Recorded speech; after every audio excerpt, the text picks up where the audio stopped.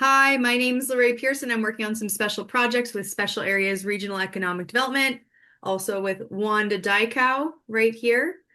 And are so excited to welcome our speaker today, Kevin Murphy. I know some people are going to be watching this on the recording, and today we're talking about tech and cybersecurity. Wanda, do you want to give us a little background on what this series of events is and how it came to be? Sure. So we received a grant from the Small Communities Opportunity Program, and part of the grant was to help small businesses with marketing their business. And so when we were looking at what businesses need for marketing, we dialed it right back to the basics and we started with cybersecurity. Everybody needs to be secure, whether you're dealing with a business or you are the business. So hence, this is the reason why we're here today. And I hope that you learn from this. I know I'm going to, and I'm really excited to listen to our speaker today. Thank you, Wanda. And if you have not already, the Special Areas Economic Development website is a great resource. There are quite a few events actually coming up here in January. We have our Business Bytes series. We have Kevin on cybersecurity and tech. We have content, stop the scroll. We have AI to the rescue. We have elements of a great online ad, and we have our online summer job fair. So head on over there, check out events, and that's where you register going forward. And we would love to introduce our speaker today. Give us a wave, Kevin. This is Kevin Murphy of Bowerstone PC. I'm going to drop his bio in the chat. Kevin Murphy started Bowerstone PC in 2019 with a vision to become a beacon of support for the rural area. So, with over 10 years of experience in the Hannah area, Kevin has grown to know the real life cost of hacks, scams, and all the typical plagues of modern tech, which we're going to get into today. So, Bowerstone PC is a rural tech store located in the heart right here of East Central Alberta in Hannah. They provide tech support and services tailored to individual needs of each client. And really cool today is Kevin actually is going to be doing a giveaway. And Kevin, maybe you want to speak to that to our live participants. A bit of a consultation, if you will. I'll let you speak more to that, Kevin. But Bowerstone was started with the idea to not just fix the problems, but educate and define solutions for long-term needs. So today we're educating. Kevin, Yeah, thanks for being with us today. thank you for the introduction. We'll start about the giveaway. So we're going to be doing a little one-on-one kind of session with whoever that goes to, just to kind of have a chance to sit down and do kind of a self-audit. We want to look at what are we using, how is it being used, and maybe some areas that we can improve the current security platforms in place. So it'll be a good opportunity to kind of push the bounds on everything we're going to talk to about today. We do one-on-ones more often than not here now, especially with the advent of how much scams have been happening. Um, Most often it's too late. We do them after something bad has happened. So this will be a great chance to get a preventative hour in before hopefully any money is lost or time. Beautiful. Well, thank you, Kevin. We're looking forward to it. And whenever you're ready, we have the presentation ready. Perfect. Well, if we've just got the two, I think we'll just start with this for now. This is awesome.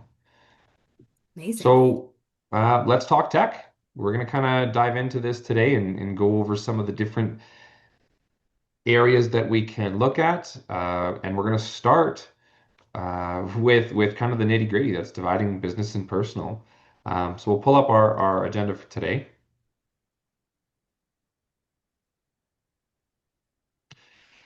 So today we're going to go over a couple different options that we have, and we're going to start with the personal and business. We really want to see that division happen, and we're going to really dive into how that can kind of benefit us a little bit. We're going to go over something that we call the security layers.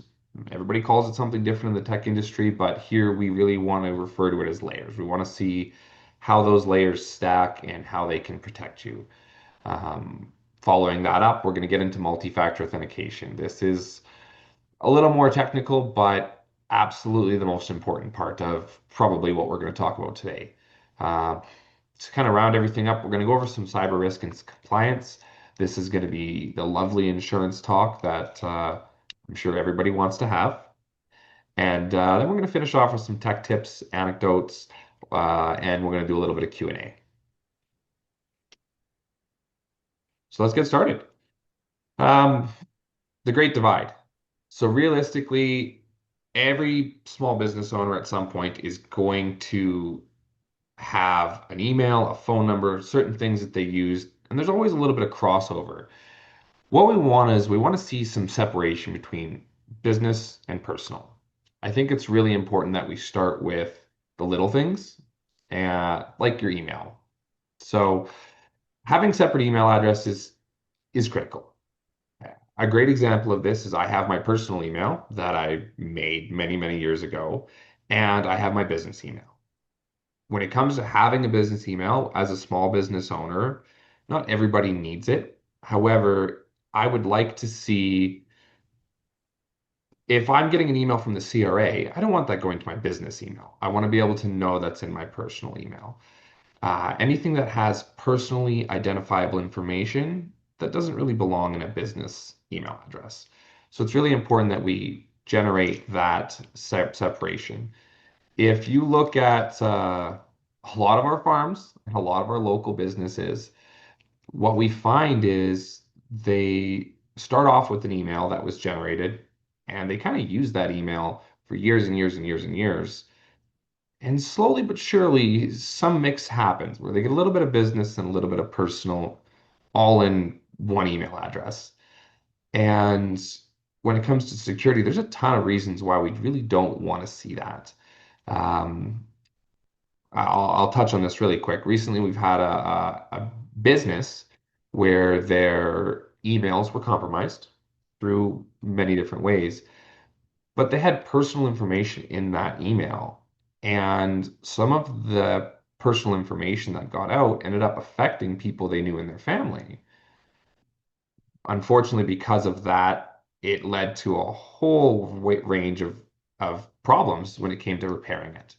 So, and I can see here in the chat, Wanda, that's a great example. Having an old Hotmail, fluff email, great to have some separation there. So, a business email is something that you really should expect to actually outlast, your role in that business, assuming we want that business to pass on.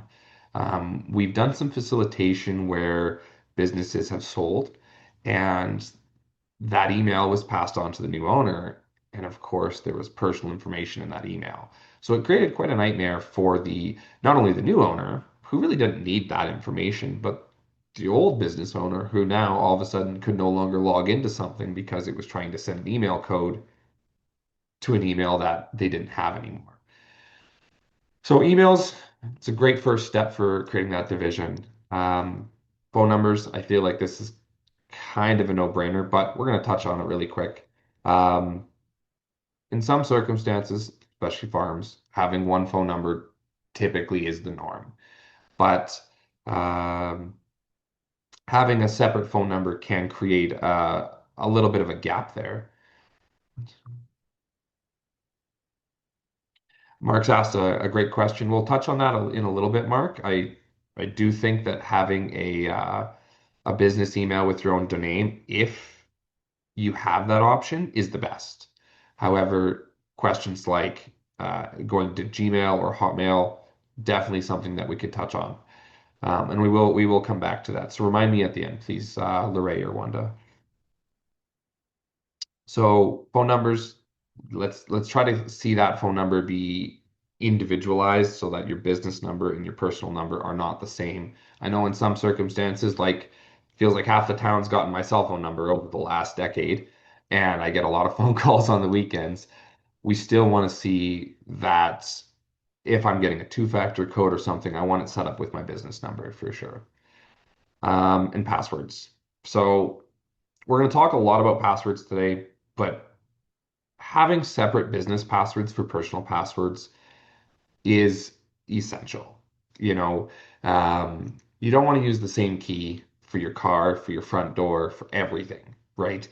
We want to be able to see that if I'm going to log into a personal account or I'm going to go log into a business account, that the stylization of the password is different. We're not using, summer breeze for both. It needs to be unique. I know we're all guilty of using the same password from time to time, and generating a password can be hard. So utilizing a different password and a storage method for both business or personal is realistically one of the best things you can do. If it's a booklet, that's great. If it's a digital password manager, that's also a fantastic option as well. But my personal email passwords should not be stored in my business email passwords. Again, if I go to sell the business and I'm handing that booklet of passwords to the new owner, it should be unique. It should be solely utilized for that business. Um, Credit cards and payment methods. I don't really think we need to dive too heavy into this, but we're just going to chat. Utilizing a personal credit card for business purchases as a small business owner, I feel like that happens more often than we want to really admit. But it's important that those are separate, whether it's for bookkeeping, whether it's for security protocols. These are all very, very important ways that we can protect. Great question, Wanda. I use LastPass, and I'll dive into that a little bit more for the Q&A. For a password manager, there's a dozen or more. My attitude is that the password manager should be very secure. I like LastPass because they use zero authentication. If you lose your password for LastPass, they can't give it to you. Them as a company, they don't know the passwords for your security vault. Only you know it. So that if that company is breached or if they are hacked, the breacher isn't getting your password for your vault because they don't know it themselves.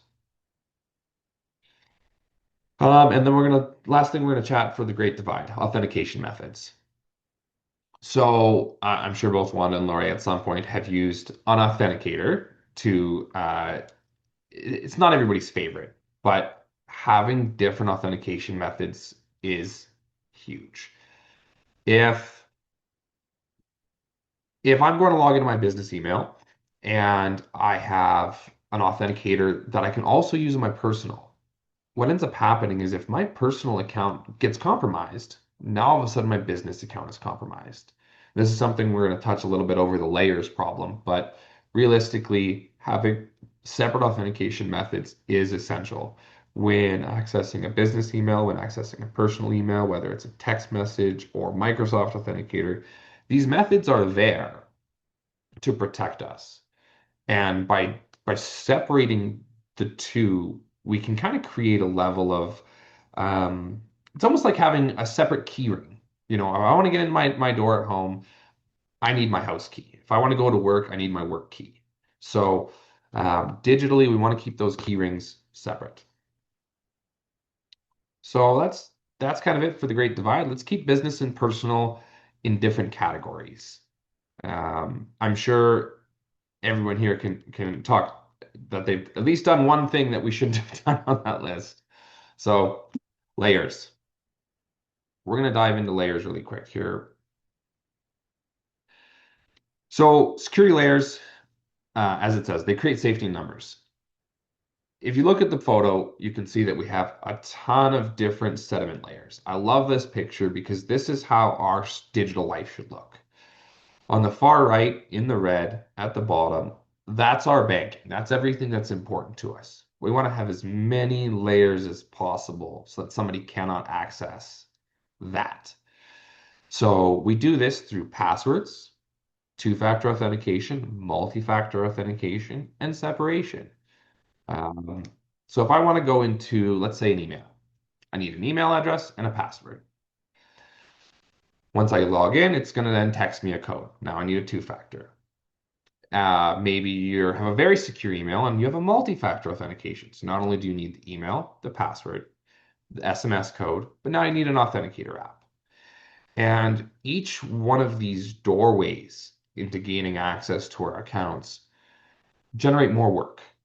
And so it's that level of work that's required, which is annoying for us, very difficult to bypass when you need it quickly. means it's difficult for someone else to bypass as well.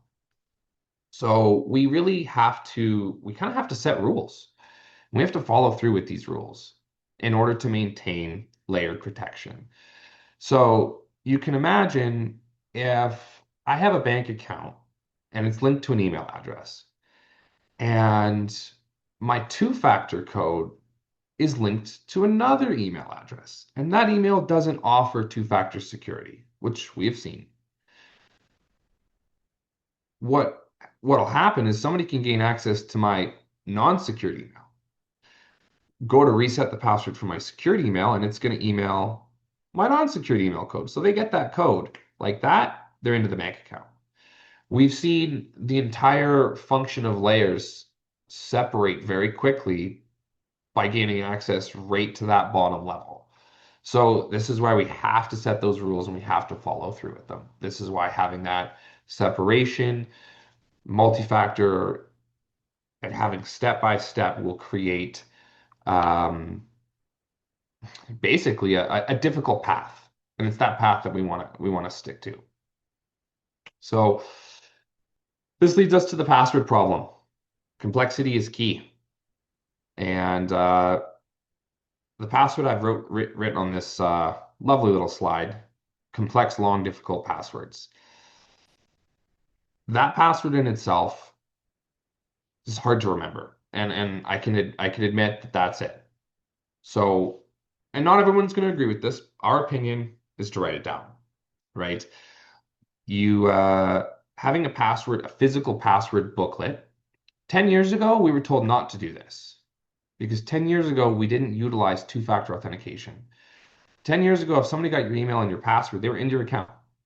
So having it written down was essentially a terrible idea because somebody finds that booklet and they can gain access.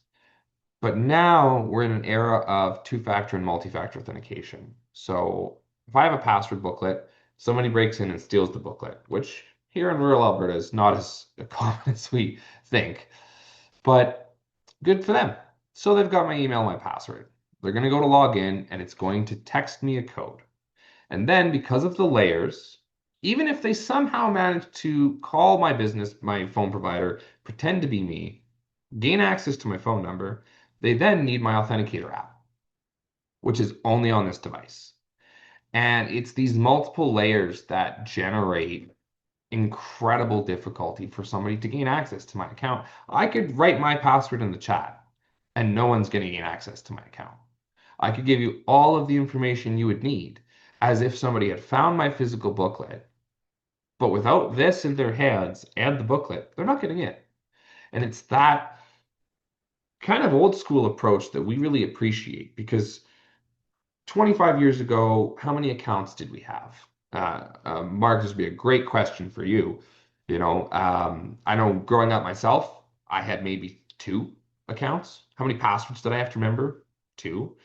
My password manager on my phone, let me just check here, currently to date has 628 accounts. That's impossible. It is physically impossible for me to remember that many. It's just not possible. So a physical booklet, a piece of paper is essential now for password overload. And that's where creating a complex, long, difficult password has to become the rule. We're talking multiple symbols, multiple capitals, numbers, and length. And I'll dive into this really, really quick. But in the world of hacking, there's something called brute force. And brute force is basically where you try every single password possible. And every character that you increase the size of the password increases the difficulty of the brute force. So typically right around that 20 to 24 character password length, we see that difficulty number skyrocket. It becomes exponential. 8 character passwords can be brute forced in under a minute, like that, because the software just goes through and it tries every single password possible. Some service providers, not all, some service providers don't have a limitation for how many times you can try your password. You can just try again and again and again and again. And that's where brute force comes into play. Basically, a hacker would open, 100 browser tabs and try to access an email address 100 times a second using every single brute force password it can generate. But every character you increase the length makes that more difficult. So we were used to trying to generate passwords we can remember. If I showed you the passwords that I use for 99% of my access, they are random, completely random generated. Just gonna take a second here to read. Would you recommend the visual identity check? Not sure. So I will touch on that at the end, Wanda. I actually wouldn't recommend the visual identity check. I know what you're referring to, and we can go through that a little bit towards the end, but it's actually bypassable now. So we've seen high quality silicone masks. There's a few different ways where people can actually bypass visual identity. And with the advent of AI now, um, with deep fakes and visual augmentation technology, visual identity is soon to become a very, very poor security methodology, in our opinion. Yeah. So we're going to touch back at the layers towards the end, but let's talk about multi-factor. This is the part. This is the nitty-gritty.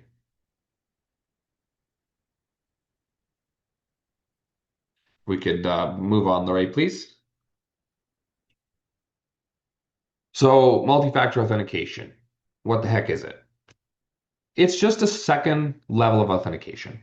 Realistically, think about it like having a door with two different keys, right?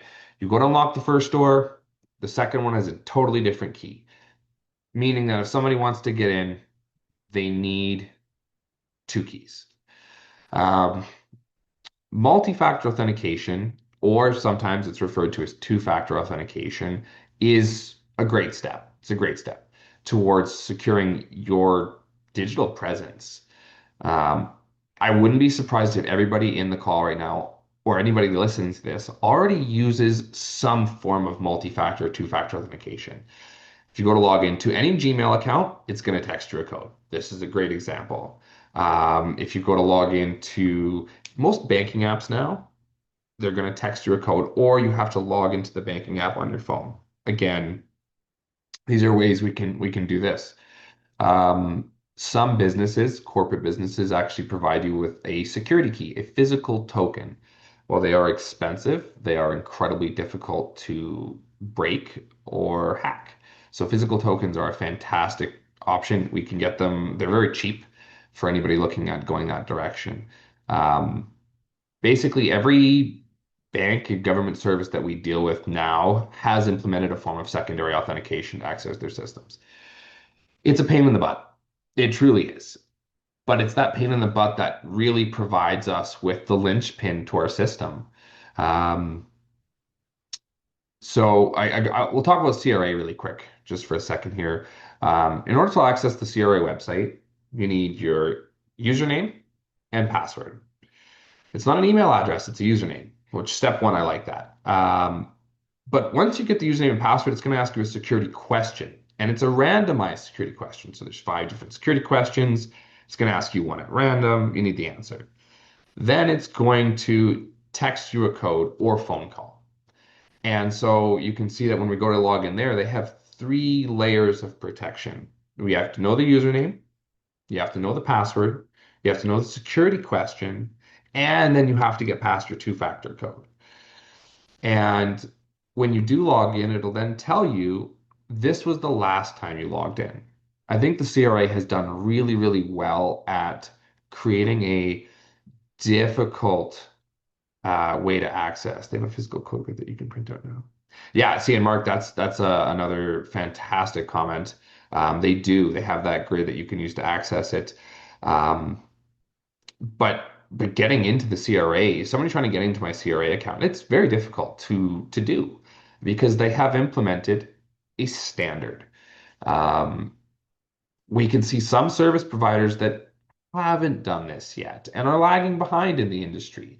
So we definitely hope to see some of those providers catch up. Um, I will talk really quick about social engineering and how text message or SMS codes can be bypassed. Uh, to, most phone providers rely on their customer service representatives. And when it comes to gaining access to an account, if I called TELUS right now and I said, "Oh, I'm going to pretend to be Bill," and said, "Oh, I can't gain access to my account," it's on the person I'm speaking to basically not give me access to that account. And we have seen in the past that some service providers fail this process where people are able to basically dupe the service provider into giving them access when they didn't deserve it. And we have seen SMS codes be bypassed that way. And so this is where authenticator apps like Microsoft Authenticator, Google Authenticator, Authy is the one I use. I've been using Authy for 4 or 5 years. I really like the way Authy's style is. Um, Authenticators create a more secure process because nobody can call Authy and pretend to be me to gain access to my software or Microsoft, for instance. The authenticator process is very, very difficult to supersede. It is still possible, but very, very difficult to supersede. Uh, Most email providers, so Microsoft, Google, you can go in to your accounts and turn on an authenticator. It would be my very strong recommendation if you don't have that to do it. If you're not sure, if you're watching this and you go, well, I don't know if I have this set up. Open up a browser on your computer and go to an in private tab. From there, go to whatever email provider you use. This could be Google, this could be Microsoft, and try to log in. When you do, it'll detect this is a new login that's never been done before. If your account has multi-factor or two-factor, it's going to either text you a code, it's going to request an authentication number, a one-time password, something. If you can log in to your browser without anything but a password, you do not have multi-factor or two-factor authentication. And it'll take, I bet you, 5 minutes or less to set it up right now. If you have a smartphone, that's a great place to start. Um, if you're just looking for an SMS code, again, fantastic place to start. But I would urge anybody watching to take 5 minutes and determine, do you have two-factor authentication? And if you do, great. Write it down. Make a note somewhere in a physical booklet, in your personal digital Bible that that account has two-factor. Because what we have seen happen is people lose cell phone numbers. It happens. Whether the account gets closed, they're unhappy with the provider, however it goes, we have seen um, cell phone numbers disappear where people have no longer used that number, but they didn't disable their two-factor because they didn't necessarily know. Maybe they didn't have it written down, you know, and all of a sudden you end up in a process where you can't access that account anymore because it wants to text you a code to a phone number you don't have. So I would definitely urge on if you have two-factor, make sure you write it down. Um, Lorraine has put a fantastic comment in saying, I would wager you probably also don't recommend using the same passwords to multiple locations. So before the end, we're going to have a quick chat about passwords. You are bang on, Lorraine. Using the same password in multiple locations has so many inherent flaws, but we're not going to talk about your passwords. We're going to talk about the company you're giving that password to. Back in 2013, LinkedIn got hacked. LinkedIn is a very large, popular social media platform, and a ton of people signed up for LinkedIn back in the day. And many people don't use it. They signed up for it, maybe they never used it again. But during that hack, the email addresses and passwords for people that had LinkedIn accounts got leaked. And so you, as the owner of that account, are responsible for the fact that that account has been compromised. And so that password is now in the ether. It is accessible through multiple nefarious ways, but it's there. So if you're using the same password for multiple services, what can end up happening is that service provider gets compromised, not you. Nobody gains access to your phone or your email. The service provider does. And from there, they use that email and password and they try. They try Amazon, they try Best Buy, they try Gmail. And coming back to the multi-factor, if you don't have two-factor authentication on that account and they try to log in, they're in. And you don't know they're in because you haven't received any notification that somebody has logged in from a new device. So having two-factor, even an SMS code, we had a client last week where they came in and they had received an SMS code, but they hadn't logged in. And so we were able to tell that somebody had gained access to their password. They got their email address, they got their password, and because of SMS, they were protected, but they now knew that that password had been leaked. A little bit of research, we found out that that account had been used, I think it was Sephora or some service where they had used the same email address and password for that service. And from there, it just kind of went spiraled. So it was definitely important to kind of have this little one-on-one with them and basically lecture about not doing that. Don't use the same password more than once. Keep them complicated and write them down. Um, with all that said, if you have multi-factor, if you have two-factor, if you have secure, complex passwords that are not being reused, what you're effectively doing is you're putting an extra lock on you're adding an extra lock to that door. You're making it that much harder to get in. Um, we're gonna segue a little bit when it comes to doing all this. It takes time. It doesn't happen overnight. Setting up two-factor, like I said, takes 5 minutes, but documenting it can take more time. So one of the recommendations we have really pushed is book time. Book time for yourself as if it's a doctor's appointment. If I have to go to the doctor, I have a drum, wherever I gotta go, I gotta book it 1, 2 weeks in advance. I know I'm doing it. We all get days off, we all get time to do it, but we just don't book that time. So it's our recommendation that you book time. You say, okay, you know what?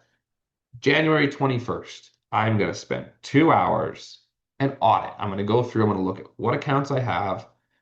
Do they have two-factor authentication? Is the password being reused?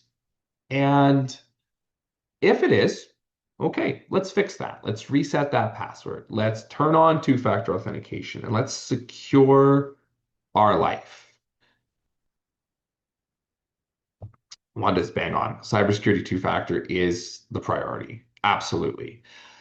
Currently, there are some local email providers that we have seen that actually don't offer two-factor authentication as a service. It's not something you can enable.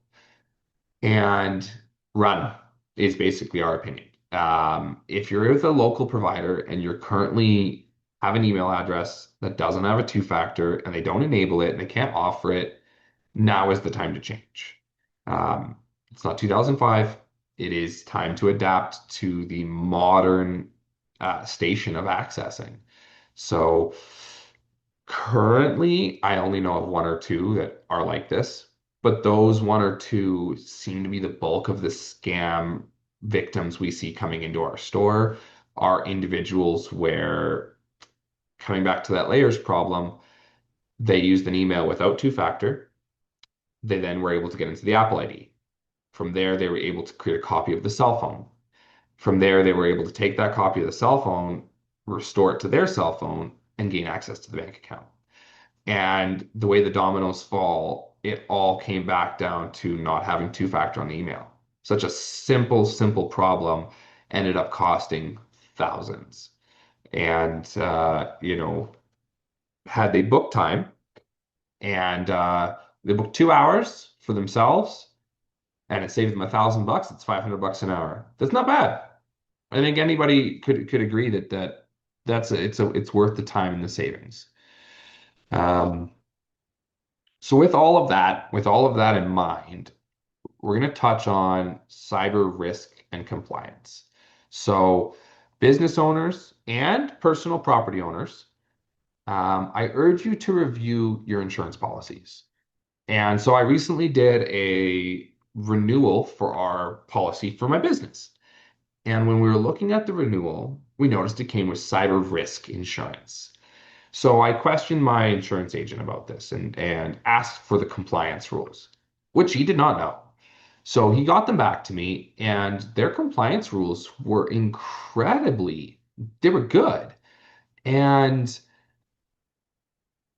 I think that even just reviewing your cybersecurity risk compliance is almost enough to really guarantee you're probably not ever going to have a problem.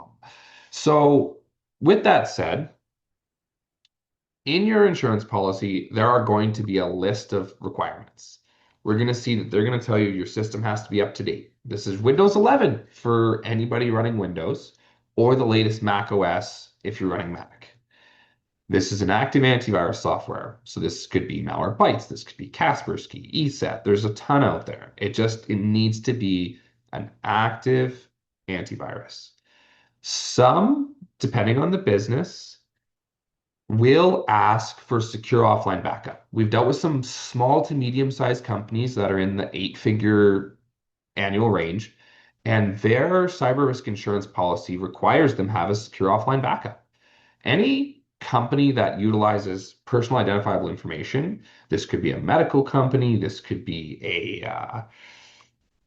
car dealership, for instance, because they're taking SINs, they're taking credit cards. It's very important they not only have their data in the office, but they have it secured outside of the building.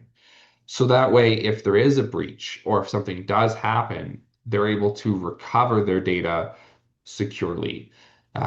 We have seen a local business where through some unfortunate negligence, they lost 2 years of work in around 24 hours. We estimate the cost to be in the millions, and their cyber risk insurance did not cover it because they did not meet compliancy. That compliancy required them to have a secure offline backup. And if they did have a secure offline backup, they would have been able to restore that data like that, and they wouldn't have lost anything.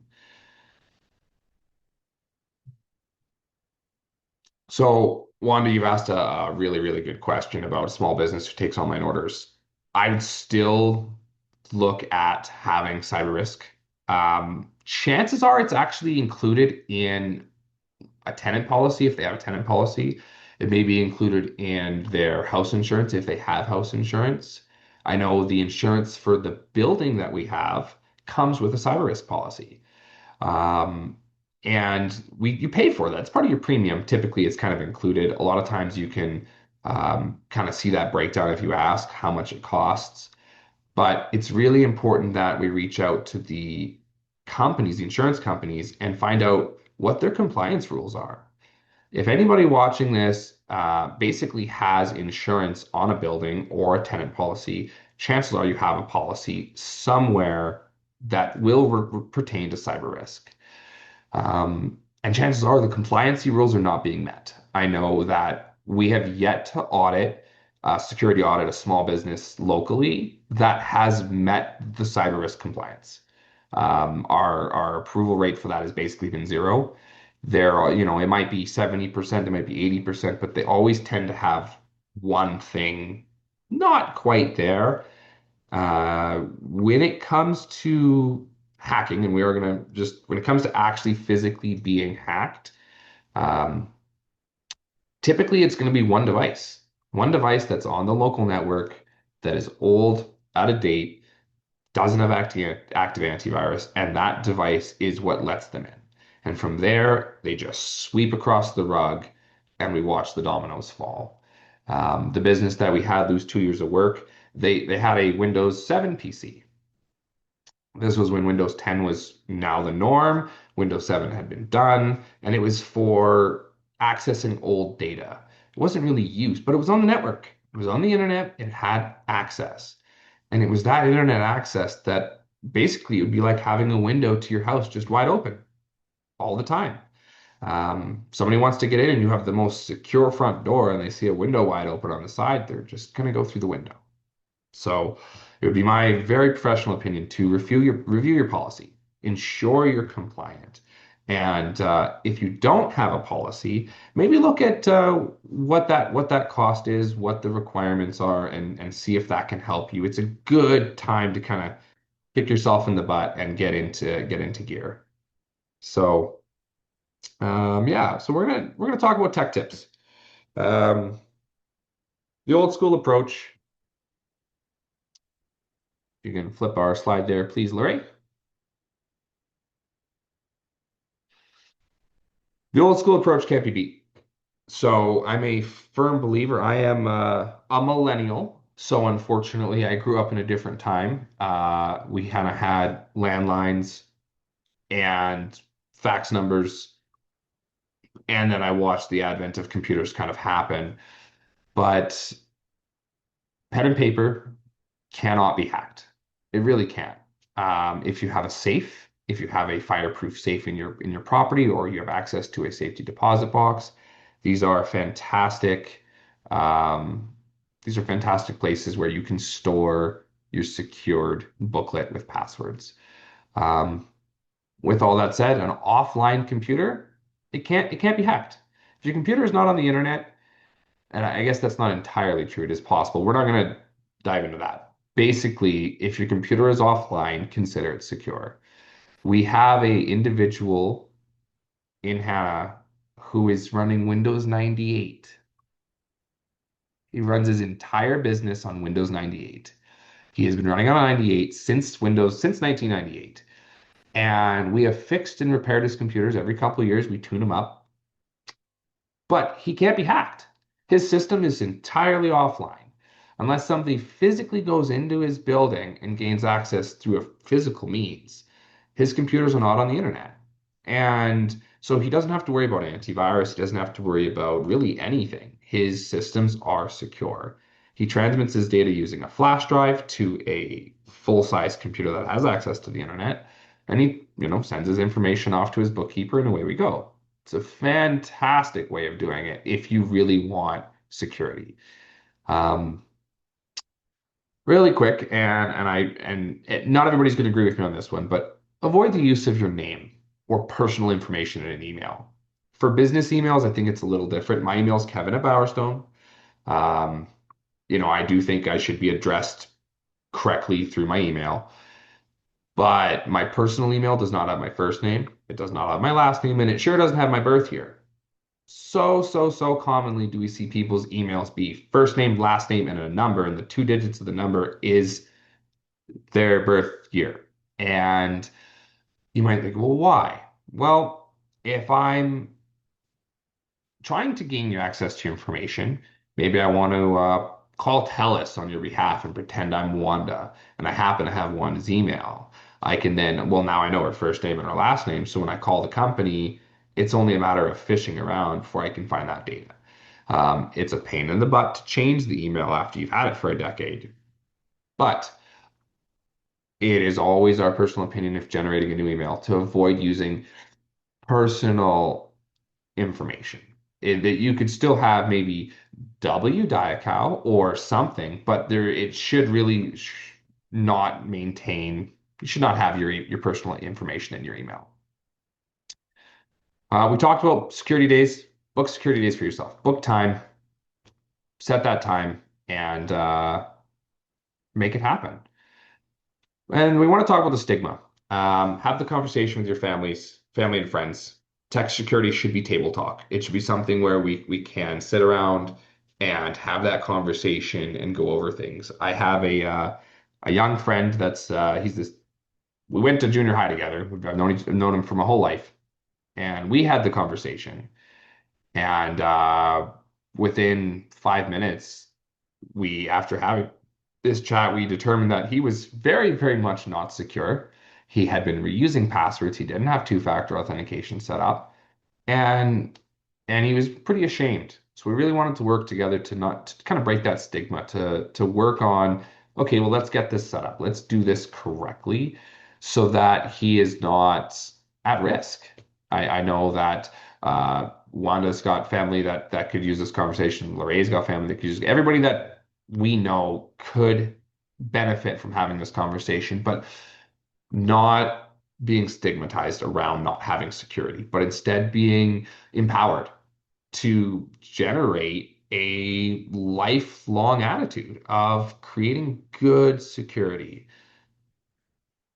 Oh, yes, Wanda has put a great thing in the chat, little quizzes on social media. Personally, I try to stay away from social media as much as possible. I have a personal Facebook page, I have a business Facebook page, but really, really, really try to avoid spending time on social media, posting on social media. I have a 3-year-old daughter. It is my firm belief that she does not belong on the internet. Photos of her don't belong on the internet, especially with the advent of AI. I am a firm believer that posting photos or information or doing quizzes, um, you can't control that information once it's out there. And we have seen more than enough examples of individuals who have very honestly posted very wholesome things, but someone in their friends list doesn't follow any of the rules we've talked about. Their email doesn't have two-factor, they gain access to the email. From there, they gain access to Facebook. From there, it kind of just downfalls. And then yes, they provide answers to the security questions. So speaking around questions, let's kind of go over some. We've got a little bit of time left, and I think it'd be a good chance to kind of answer some of the questions that were asked throughout the little presentation here. Awesome. Thanks, Kevin. I know I have so many questions and my skin was crawling at some certain points there of, wow, I guess I shouldn't have my password in multiple places. Anyone else guilty? And I know we had some good questions come up. Mark, did you have any questions you'd like to ask or start with? You can say it out loud or type them in the chat. Yeah, sure. I'll talk out loud. Thanks, Kevin. That was a really good presentation. Lots of good information. But I just was wondering, I got three questions, I guess. So, number one, what would be the best password management app that, in your opinion, to use? And then Okay. number two, the best authenticator app. And then how often should a person be resetting your passwords? Or if you're using multi-factor, does it matter as much? Okay, great questions, Mark. So there are multiple password managers out there. Currently, I use LastPass. I like LastPass for several reasons, and I'm not sponsored by them. I'm not getting anything from them. This is just my opinion. Um, it's rather cheap. I think it's $38 US, and I think it's annual. But they use zero proof authentication, so they don't know the passwords. They don't have access to your account. They generate it, they store it, but only you have the password to access your vault. I like LastPass because it does have a browser plugin, which can make copy and pasting very easy. I've also dealt with RoboForm. RoboForm is another one that we have seen be very popular in the insurance industry, and individuals that are utilizing multiple passwords across multiple accounts. With that said, I do think that utilizing a digital password manager, if you're going to go down that route, it's very important to do everything we talked about first. Really, really set those standards in place prior. I use Authy for an authenticator. I have a couple gripes about Microsoft Authenticator and Google Authenticator that I have seen. Basically, I had an individual where their cell phone got destroyed. It got ran over by a tractor. And um, they couldn't access their authenticator anymore because their phone was dead. So then when they got a new phone, they couldn't log into their account and it wanted an authenticator code. But they had a backdoor password, but they didn't know what it was because they didn't have it written down because it was stored on their phone. And so it was a royal pain to gain access to their authenticator afterwards. We did work with the Microsoft team to be able to get into it. It took, I think, 6 weeks of authentication with Microsoft because he had to prove who he was. He had to give them so much information, which is good. Good for Microsoft. Authy, I like because there is the ability to transfer it from device to device and re-authenticate if you need. There's a lot of app protection built in. There are backup keys you can generate. You can turn off multi-device with Authy. So you can say, no, I only want it on this device, or you can say, I want it on multiple. Um, so I would say Authy is my personal choice and LastPass. And then your question about password resetting. So when it comes to security, there's three levels. We have enterprise, corporate, and personal. And so enterprise requires 90 days. You have to reset your password every 90 days, period, the end. Doesn't matter. It's a 90-day password reset. This 90-day password reset is frustrating. Um, but it's a good practice. So depending on the information, so we ran a bookkeeping software here for many years. We ran 90-day password resets because we're storing people's personal information. We're storing box numbers, we're storing credit card numbers. So for us here, it's a no-brainer.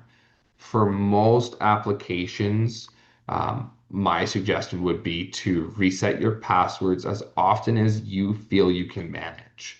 So if it's once every 180 days, if it's once a year, again, if you're booking those security days where you say, you know what, on the we're going to say December 26th every single year, I'm going to spend 2 hours and reset my main email passwords. It doesn't hurt. I don't think there's a problem with doing that. So this might Yes, sound ma'am. like a dumb question. So I actually asked my one of my family members and said, "Hey, do you have two-factor authentication on this?" And they're like, "Oh, I don't think my provider has it." I was like, "Well, if it's attached to your online banking, you especially need to make sure." And they said, "But my online banking has two-factor authentication." And so would I be correct in saying if your email doesn't have two-factor authentication, but your banking does, then you're actually at risk because Yes, you're they can absolutely send you a absolutely. code. Well, and not only could they send you a code, but so, okay, I'll give you a great little example here, and I know we're going to run out of time quick, but we had a client where they had two-factor on their banking. They were secure, but they didn't have two-factor from the provider for their email. And they were sending e-transfers to purchase cattle. So they sent an e-transfer, a very large e-transfer, a five-figure number, and 5 minutes later, their auto deposit for their bank account got switched to somebody from Nigeria. Oh no. And so very quickly they came in and said, Kevin, I think this is a scam. We reviewed it and I said, well, I'm going to send you $1. Went to go send $1 and it was going to be auto deposited into this scammer's bank account. And so even though she had two-factor on her bank, Interac auto deposit, it sends you a code to your email. So they didn't have auto deposit set up. So what happened is the hackers gained access to the email, set up auto deposit because it emailed a code. Once they got the emailed code, auto deposit was now set up to go to their bank account instead. So even though they have a bank account and they have two-factor on their bank account, they didn't need to gain access to the bank account. They just needed to gain access to the email. They then set up auto deposit and away we go. So we have seen that happen with businesses in town. We've seen that happen a few different times, but very, very important to keep two-factor on everything, including email. I'm just going to read Mark's question here. One other question that didn't get touched. Using a VPN for businesses that have very large online presence. Okay. So VPN, virtual private network. I, how do I put this? I use a VPN. I use one here. I use it for my laptop, my cell phone, my desktop. I use VPN for multiple different reasons. But um, coming back to that layers problem, having a VPN, it adds another layer. It adds another layer of protection. Now you're protecting your personal IP address.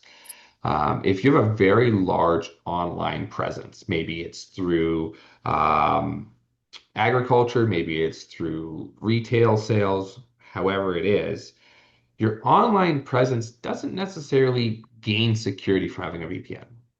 Your personal presence does. So if I'm logging into a social media provider like Facebook or LinkedIn or whatever, and I'm using a VPN, it's now going to mask my personal IP address. No one can see that. But like I use NordVPN, and it actually provides extra protection where it will prevent me from going to websites that have malware embedded in them. It will prevent me from accessing content that could be malicious. So maybe there isn't malware, but there's malicious content. So I've gone to websites that I used regularly in the past, and NordVPN blocks them. So if I have a large digital presence, regardless, I still think having a VPN is a good idea. However, it can be frustrating. We have seen and helped people where we had an individual with a check scanner. Basically, you could use deposit through check scanning. Couldn't deposit the checks, and it turned out the VPN was blocking it. The VPN saw the check scanner as a potential threat, and we had to whitelist that website. So if you are going to run a VPN, it's important you know how to whitelist websites that you do trust and that you do know are legitimate. I'm just going to look. There was another question really quick. Password manager. Actually, Kevin, I think Mark had a question right at the very beginning about when setting up business email, what would you suggest for addresses, Gmail or other, or would you suggest going with your own business Perfect. domain? So personally, I go with my own business domain. The thing is, Gmail, Hotmail, Outlook, they're free, right? And anytime you're utilizing a free service, they're getting something from you. In Gmail's perspective, it's data. In Microsoft's perspective, typically it's Office. Like they'll sell you an Office subscription. So we actually do a managed domain through Microsoft, and it's very, very cost effective.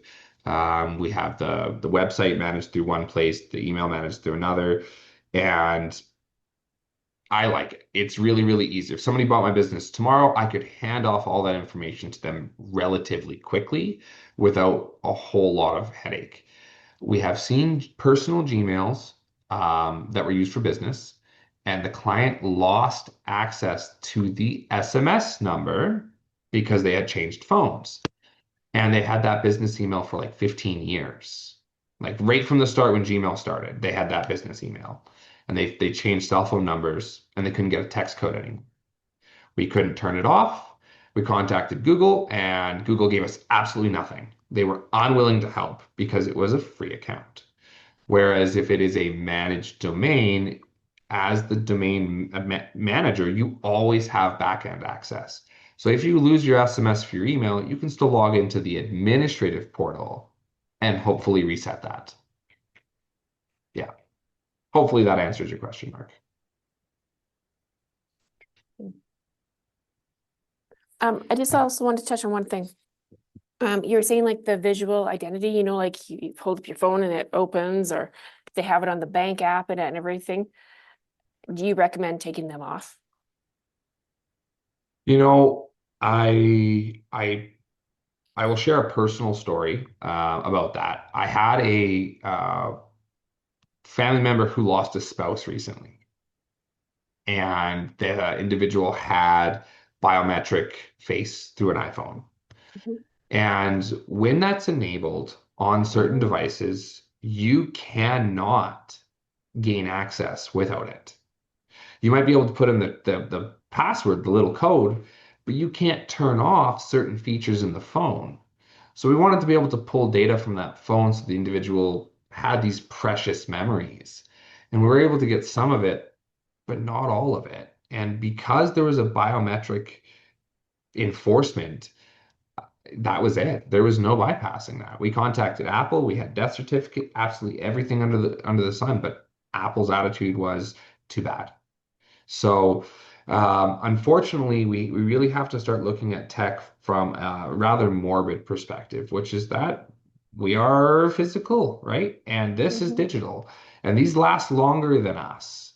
And so I always try to approach things from an attitude of, um, can this be functionally, accessed postmortem? Could somebody get in and delete my Facebook? Could somebody get in and access my digital presence?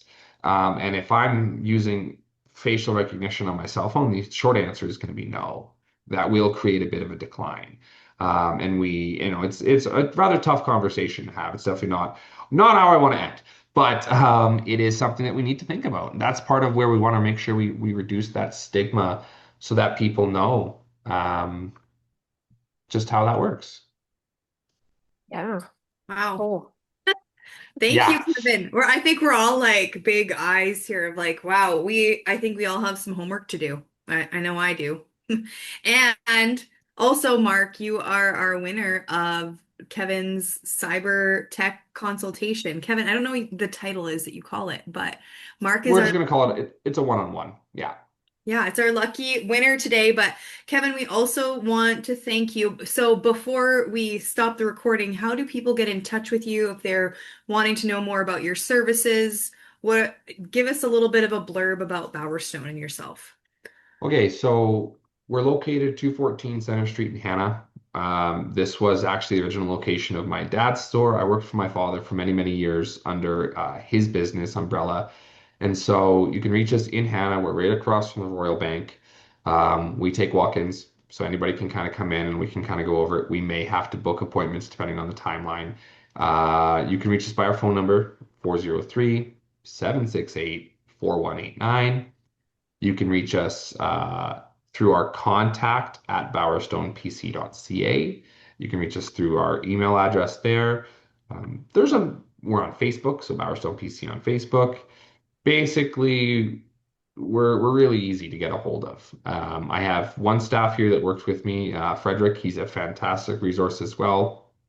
The two of us work together to try to you know, help empower and teach people. It's one thing just to fix somebody's problems, but we really want to try to leave people with some solutions of their own so that we can prevent this continuation of loss. Currently in East Central Alberta, we average one to $200,000 a year that we see leave our community.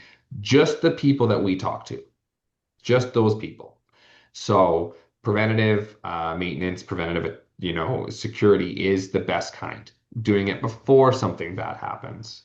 So yeah, Mark can definitely reach out to me anytime. We'll book some time and we can either do it remotely or in person and kind of go over some of these questions and maybe take a little bit of time to just see how good things are, not how bad things are, how good things are going to be. Yeah. Well, I'm going to stop the recording now.